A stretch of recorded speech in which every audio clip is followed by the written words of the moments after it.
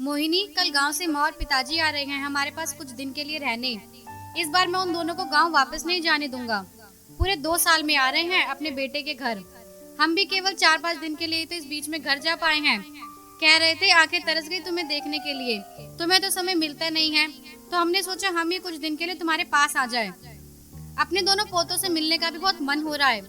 वहीं बैठे आरव और निकुंज ने जब अपने दादा दादी के आने की खबर सुनी तो उन्हें मन ही मन परेशानी होने लगी। यही चिंता मोहिनी को भी खाए जा रही थी, लेकिन महेश के सामने किसी की कुछ कहने की हिम्मत नहीं थी। महेश अपने माता पिता की इकलौती संतान है और अब गुड़गांव में एक मल्टीनेशनल कंपनी में अच्छे पद पर कार्यरत है।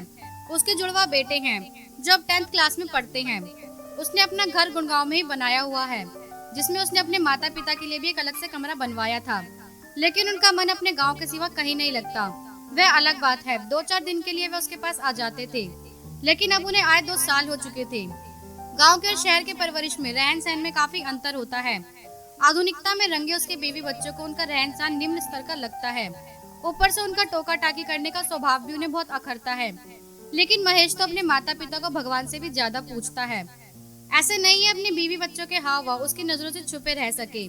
उसने शांत तरीके से अपने बच्चों को समझाया, देखो बच्चों, मैं नहीं चाहता किसी की वजह से तुम्हारी दादी बाबा को कोई कष्ट पहुंचे।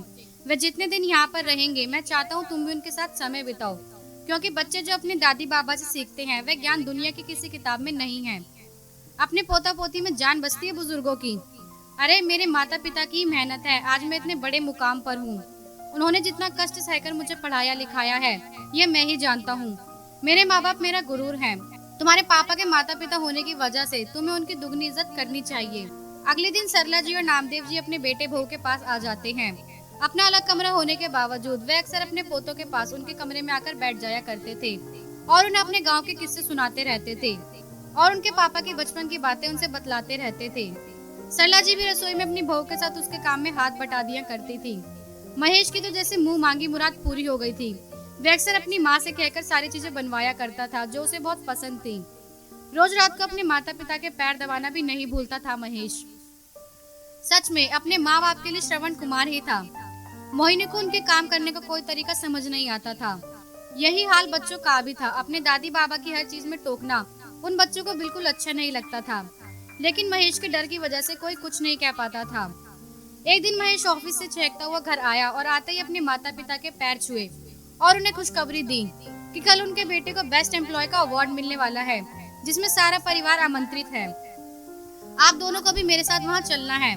कभी ऐसी पार्टियों में ना जाने के कारण उनके माता पिता को बहुत हिचकिचाहट होती है और वे उसके साथ जाने को मना करते हैं। मोहिनी और बच्चे भी यही कहते हैं कि ऐसी पार्टियों में कहाँ मम्मी जी और पापा जी सहज रह पाएंगे। उन्हें ऐसी पार्टियों के खाना खाने के तरीके भी नहीं पता होते। आप उन्हें क्यों परेशान करते हो? महेश को पता था कि बच्चे नहीं चाहते कि उसके माता पिता उनके साथ जाएं। उन्हें उनके साथ उनके रहन सहन और पहनावे को लेकर शर्म जो महसूस हो रही थी। मैं इस बारे में किसी से कोई राय नहीं लेना चाहता। जिससे उनके साथ जाने में दिक्कत हो वो यहीं रह सकता है, कहकर महेश अपने कमरे में चला गया। अगले दिन ऑफिस की पार्टी में महेश ने अपनी सफलता का सारा श्रेय अपने माता पिता को दिया और जब उन्हें स्टेज पर बुलाया गया तो भावुक होकर उनके कदमों में बैठकर रोने लगा। उसने कहा, मैं तो बड़ा आदमी बनने का केवल सपना देखता था, उसे साकार तो मेरे माता पिता की मेहनत ने ही किया है। कभी कभी तो हमारी फसल बेकार हो जाती थी और खाने के भी लाले पड़ जाते थे, लेकिन मेरे माता पिता ने एक भी दिन मुझे भूखा नहीं रखा और मेरी पढ़ाई के लिए क्या क्या तपस्या नहीं की मैं ही जानता हूँ। मेरे सपने को इन्होंने हर पल जिया है। उसके माँ बाप की आंखों से झरझर आंसू बहे जा रहे थे। उनके मुंह से सिर्फ इतना ही निकल पाया, हमारा बेटा हमारा गुरूर है। जो हमने किया है वे सभी माँ बाप करते हैं, लेकिन आजकल के बच्चे तो सब कुछ भूल जाते हैं और उन्हें माँ बाप को वृद्धाश्रम तक भी छोड़ आते हैं। हमारे लिए बहुत गर्व की बात है कि हमारी पहचान हमारे बेटे के नाम से हुई है। हमारा बेटा सच में कलयुग का श्रवण कुमार है। ईश्वर ऐसी औलाद सबको दे। कहते कहते उन्होंने अपने बेटे को सीने से लगा लिया। वहाँ खड़े सभी लोगों के मुंह में बस यही बात थी, जिसका बेटा ऐसा हो उसके माँ बाप भला गुरूर क्यों ना करें। आज तो मोहिनी और दोनों बच्चों की आंखें भी आंसुओं से भरी हुई थी, क्योंकि उन्हें पता चल गया था कि माँ बाप के रहन सहन या ऊंच नीच से कोई फर्क नहीं पड़ता।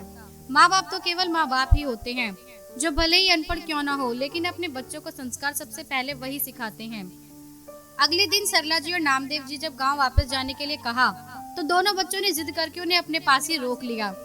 ये कहकर कि हमें भी आपकी सेवा करके अपने पापा का गुरूर बनना है दादाजी। आज महेश ने भी अपने बच्चों को कसकर सीने से लगा लिया, क्योंकि उसे पता था अब उन्हें समझाने की जरूरत नहीं है। संस्कार सिखाने से नहीं, घर का माहौल देखने से आते हैं। जैसा व्यवहार हम अपने माँ बाप के साथ करते हैं, आने वाली पीढ़ी भी वैसा ही व्यवहार करने लग जाती है।